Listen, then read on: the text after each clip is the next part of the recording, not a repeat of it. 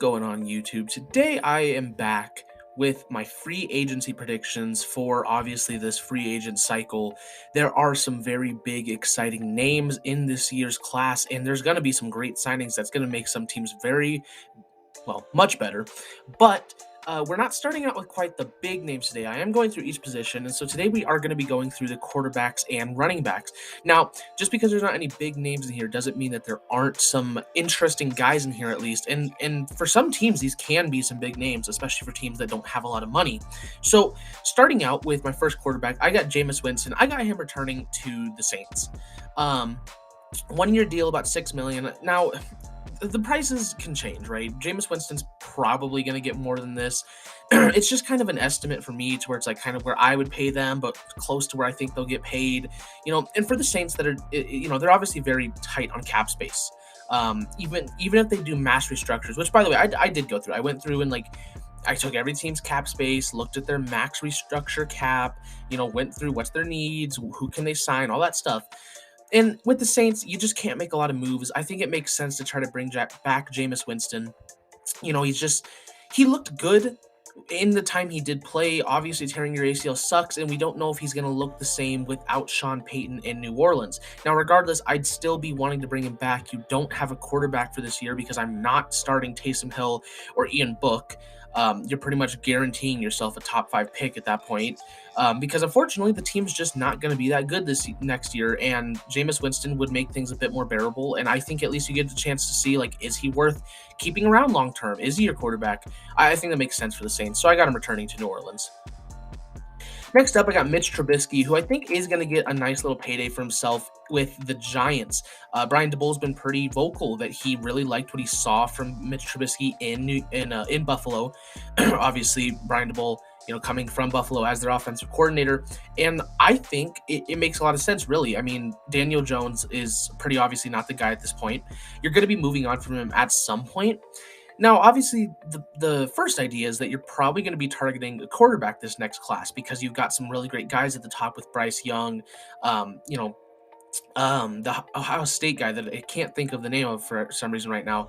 But you've got the Ohio State quarterback, Grayson McCall, and I think there's a few other guys that can really rise up there. I mean, Spencer Rattler, in all honesty, can kind of put himself back into that conversation.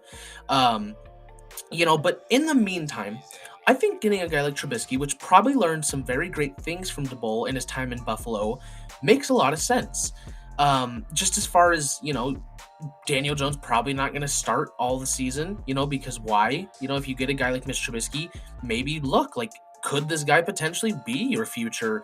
I mean, you don't know, right? Obviously, you'd rather not be looking for a franchise quarterback. And if Mitch Trubisky did learn some things like Josh Allen did, I'd be very happy with having him on my roster right now. So I have the Giants getting Mitch Trubisky.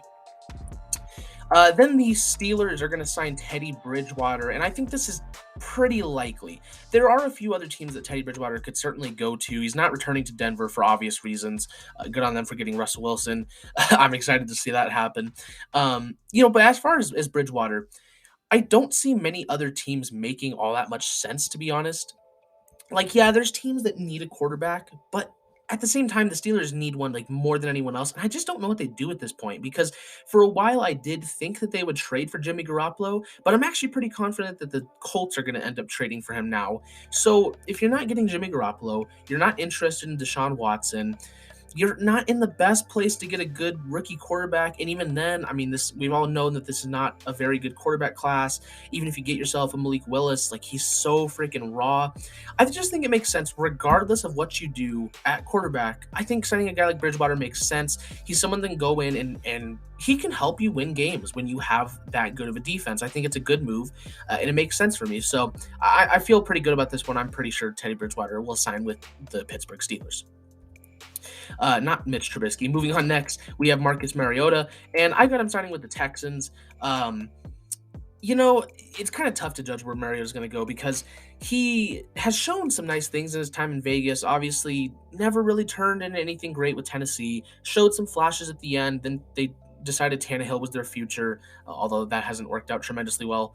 And like I said, he's shown flashes in Vegas. Like, he's shown that he's a guy that certainly knows how to use his legs, and I think he's a great backup quarterback. And so I think he makes sense for the Texans because for a team that, right, you're not going to go do anything this year. Obviously, I don't think anyone on the Texans thinks that they're going to be competitive. Um, you're looking for some sort of answer at quarterback, and you don't know if that's going to end up being in the draft, right? Maybe you do end up drafting a quarterback, but I think in the meantime, spend some time like trying to find some potential options, even if it is just for a backup. Because, like I said, Mariota is a very good backup quarterback. But I think giving like a little duel between Mariota and Davis Mills is a good idea. You have two young, I mean, Mariota is still decently young, especially for a quarterback, but you have two young guys who they're looking for a chance to prove themselves on a very bad team, yes, but it's a chance to prove themselves, and I think it makes sense just to have a little duel. Maybe one comes out on top, and maybe one turns out to be pretty good, and you have a short-term answer for quarterbacks where you can build elsewhere and then get your quarterback, which I think is the better way to build a team. At least in my opinion, unless you can find yourself a Mahomes or whatever. So yeah, I just think it makes sense for the Texans. There's plenty of places Mariota could go, but I'm feeling the Texans on this one. Then we have the Colts signing Andy Dalton. Now, like I said, I do have the Colts trading for Jimmy Garoppolo, so Andy Dalton's not going to be their quarterback. He's just going to be their backup. So it's not the most exciting pick. Really, the most exciting thing about this is how well the jersey swap came out from my end because I did all these jersey swaps. I know not all of them look great, but I think this one looks pretty good. But beyond the jersey swap, it's just something that makes sense to me in my opinion. You're not gonna have a young quarterback, like a good young quarterback through this free agency class unless you go for like a Jameis Winston or a Mitch Trubisky. And I just don't really see the Colts doing that. I think they're a team that, probably going to go trade for Jimmy G, stay solid at the quarterback position, and then you just have a good backup in Dalton for the year until you do find, a younger guy to start developing. So I just don't see the Colts really doing anything with like a young free agent quarterback this year. So I got them signing Andy Dalton. Then with the Jets, we got Tyrod Taylor, technically Tyrod, but with Tyrod Taylor, again, it's just a quarterback where it's like, yeah, he's not the fanciest name, but he's going to go somewhere, and I think it's the Jets. Zach Wilson showed nice things this year, and I do believe in Zach Wilson. I do think he is the future of the Jets. I think he will turn into a good quarterback. In the meantime, maybe just get a backup, just a solid backup. Jets have a lot of money to spend. I think, when Zach Wilson is having those off days and, maybe he does need to be pulled out, Tyrod Taylor is a somewhat safe option. He's been in the league for a while now. He knows what he's doing. He can come in and make plays for you. I think he's a good backup. And, I think he'd make sense here in the Jets. So it's not a big name. Like I said, not the biggest contract or anything, but it's a quarterback, and I think he goes to the Jets. Then our last quarterback is going to be Cam Newton. And to be honest, I don't think Cam Newton retires. And maybe the more likely option, honestly, is that he does just kind of stick around on the free agent market. I think the Panthers will sign him just for a year. He played bad most of the time, but there were times where he had some things going for Carolina. Like, he still showed that he can still be a good running quarterback. He just has no arm anymore. But like, when your quarterback room right now is pretty much just Sam Darnold, I like PJ Walker, but like, let's be honest, it's PJ Walker. He's not going to be around for long. You still got to have a backup. I just simply don't know who else is going to take Cam.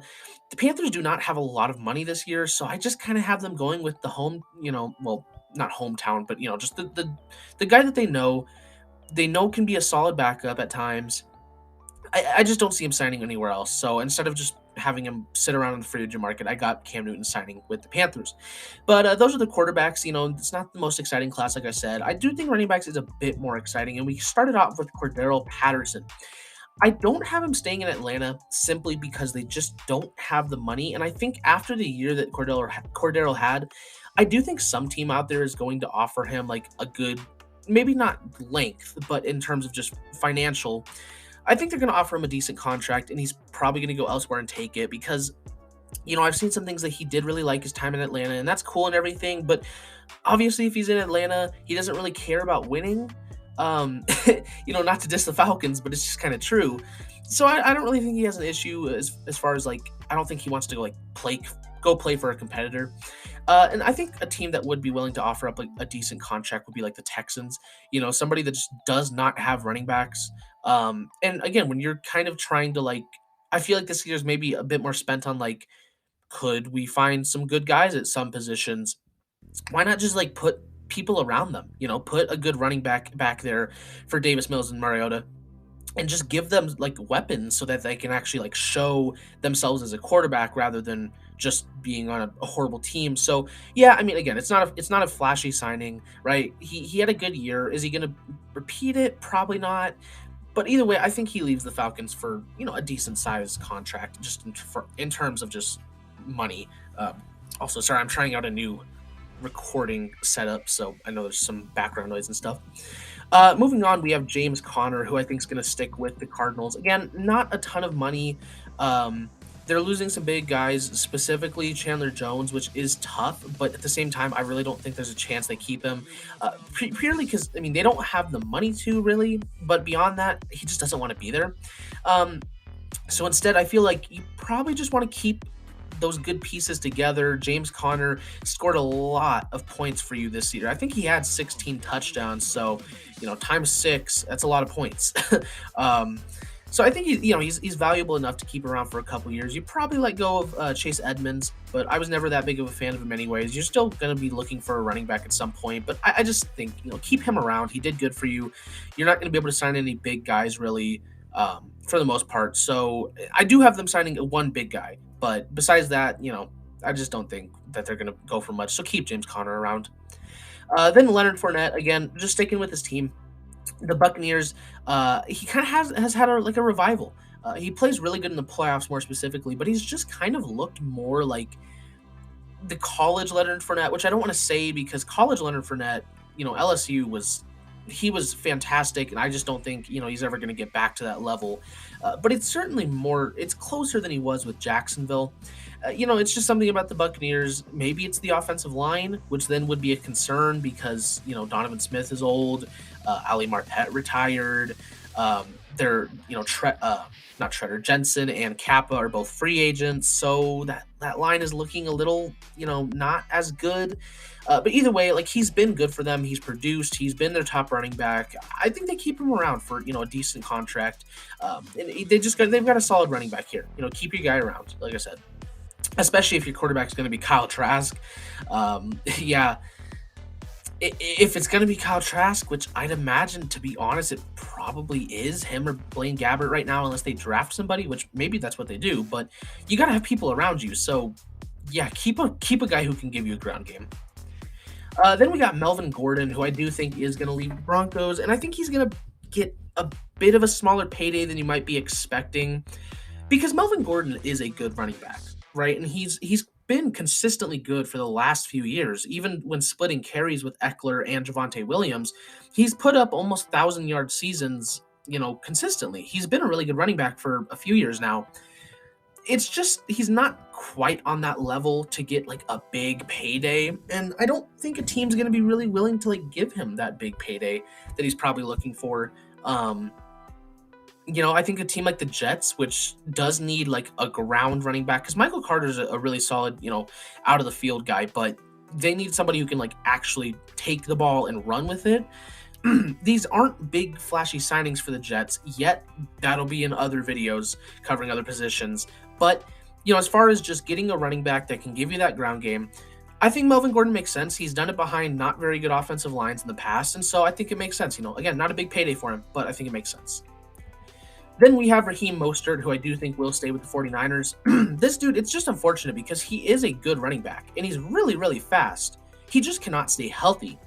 And so because of that, again, I just don't think, even though he's probably worth more than $5 million a year, I just don't think he gets it because the injuries have just been a big reason why he's been so limited in his past. He's been on a lot of teams as well, so he's just not able to stick around. I do think the Niners would keep him around. They've been talking about a contract extension with him. It's not going to be very big, I don't think, but they'll keep him around, especially since they don't have a ton of money. So I think, again, just keep your guys around. But they're going to lose the big guys, unfortunately, this year. And then we got Sony Michel. to the Chiefs. He showed some really nice things with the Rams, especially in the playoffs this last year. So I think he'll earn himself a nice little contract. He'll probably get more than this. I imagine most of these guys probably will get more than I'm projecting, just because teams don't care about the cap as much. And I'm not going to sit here and like, oh, backload the contract and all that. But either way, though, I feel like Sony Michel is kind of like a better Clyde Edwards-Helaire. Because he can be a really good like out of the backfield pass catcher for you, but also can get that ground game going as well.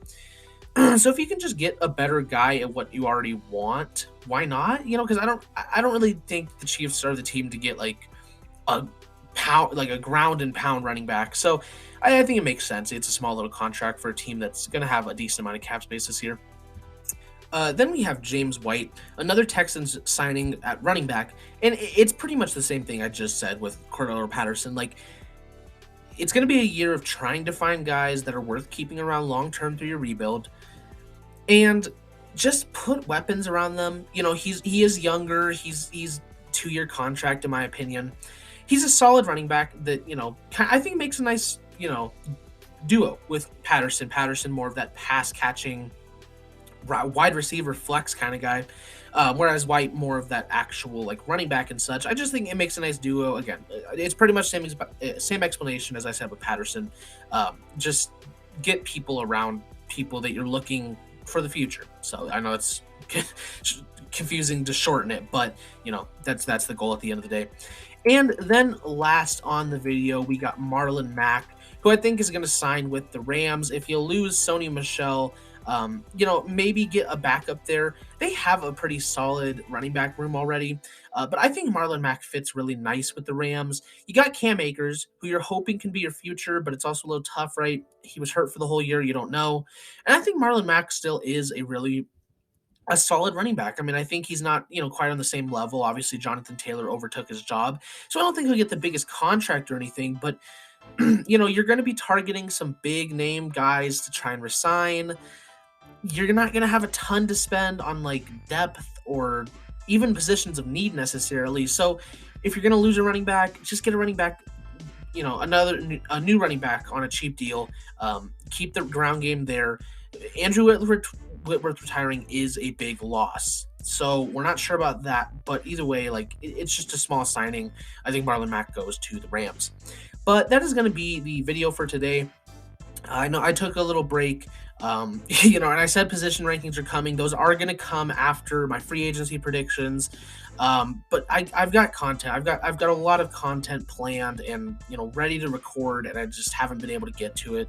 But I will at some point. So I hope you guys enjoyed the video. If you liked it, don't forget to leave a like, subscribe, and hit the notification bell so you never miss an upload. Sorry for the raspy voice. Haven't recorded in 2 weeks, but thank you guys so much for watching, and I'll see you guys in the next video. Bye bye.